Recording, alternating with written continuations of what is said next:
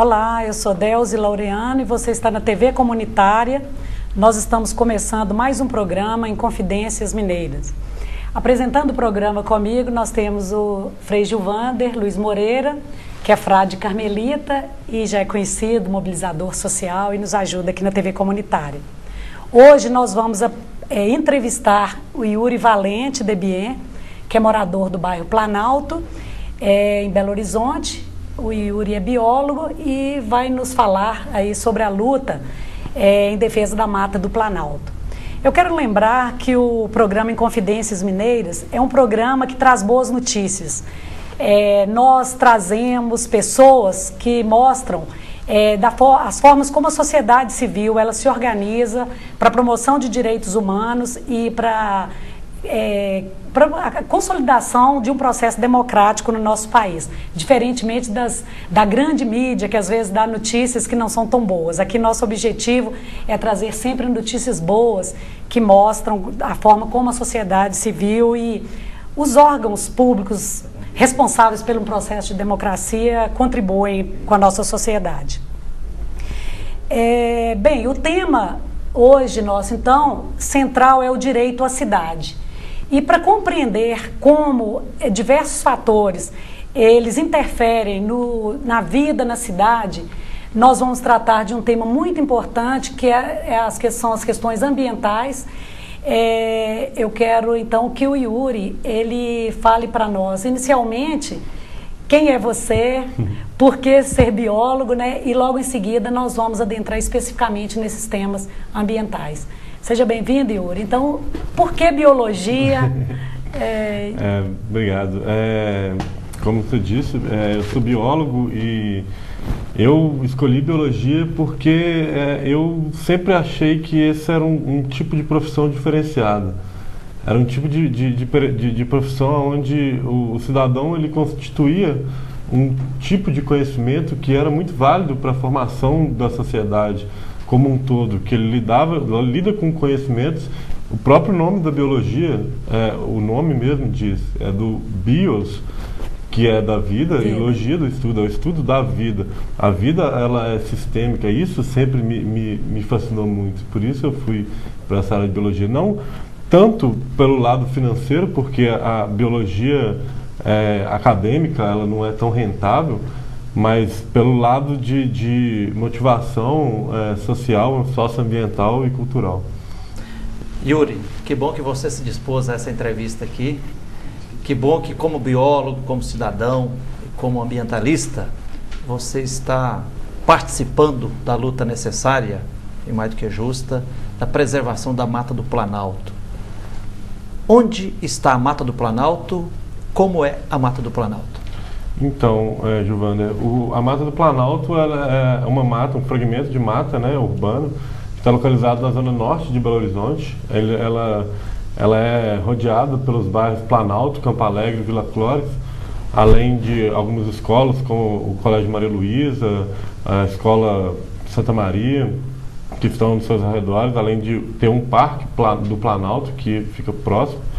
E é um fragmento de mata que tem uma importância muito grande para a região, além do ponto de vista ambiental, que o córrego Bacuraus, ele nasce dentro desse fragmento de mata. Qual o tamanho da Mata do Planalto?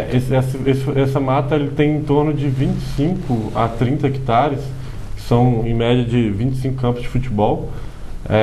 Lá dentro, eu mesmo consegui mapear algumas nascentes do córrego Bacuraus, que são em torno de 20 nascentes, e possui uma fauna e uma flora bastante rica, bastante diversificada, biodiversidade bastante importante para a região norte de Belo Horizonte e a cidade como um todo.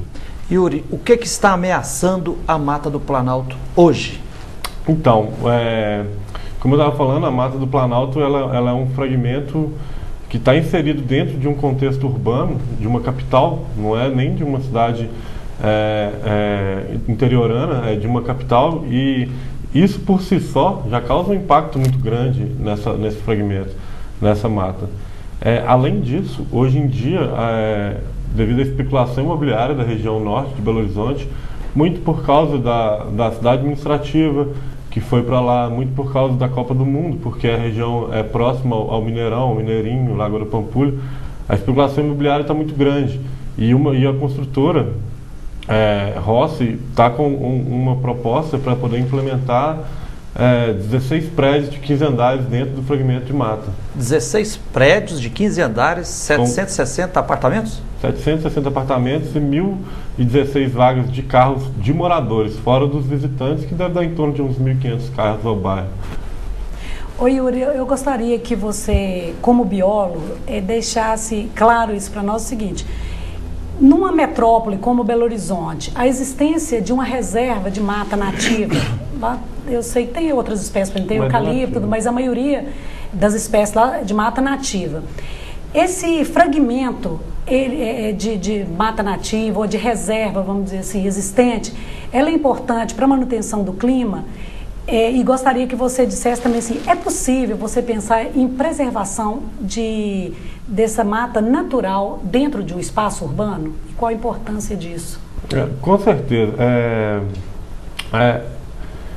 A parte do clima, até mesmo a gente estava em um outro assunto, conversando com o secretário de Meio Ambiente de Belo Horizonte, e a gente estava contestando um contexto com ele de que Belo Horizonte é a cidade do Brasil que tem o maior índice de ozônio na atmosfera humana, na parte humana da atmosfera. E ele contestou com a gente que por causa do relevo de Minas Gerais, que por ser muito acidentado, propicia esse acúmulo do ozônio e que isso era uma causa natural.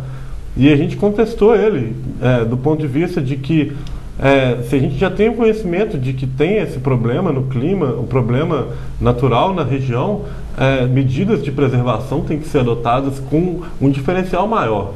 Não somente aceitar que somos diferentes e que vamos ter problemas maiores. Porque nós já tivemos um grande impacto com a verticalização do Belvedere. Com certeza. Que muitos estudiosos afirmam que já mudou o clima da cidade. Com certeza. Então seria uma perda também muito grande, não apenas para a população do norte da capital, mas também para toda a população. Além da verticalização do Belvedere, também lembrar, a primeira CPI que aconteceu na Assembleia Legislativa foi em 1975, e foi por causa da mineração de Águas Claras, da antiga MBR, que hoje é da Vale do Rio Doce, que destruiu mais de 600 metros da Serra do Curral, e diz que a cidade de Belo Horizonte era uma das 9 cidades protegidas. E quando quebrou parte desse paredão, então alterou o clima. Né? Eu gostaria que você só retomasse. É possível, os biólogos eles entendem como possível a preservação de tantas espécies que normalmente não são caracterizadas por uma vida urbana. A existência, a proteção dessas vidas como um fator importante dentro da cidade, naquele espaço? Sim, mesmo porque aquela região, a região norte de Belo Horizonte, juntamente com a região da Pampulha, ela é uma região que concentra alguns fragmentos de área verde, alguns até de tamanho importante, como é o caso da Lagoa do Nado, que está a 400 metros desse fragmento, e a própria Lagoa da Pampulha, com o Parque Ecológico, aquelas regiões todas da Lagoa da Pampulha, além de vários outros parques menores, de tamanho menores, que tem na região.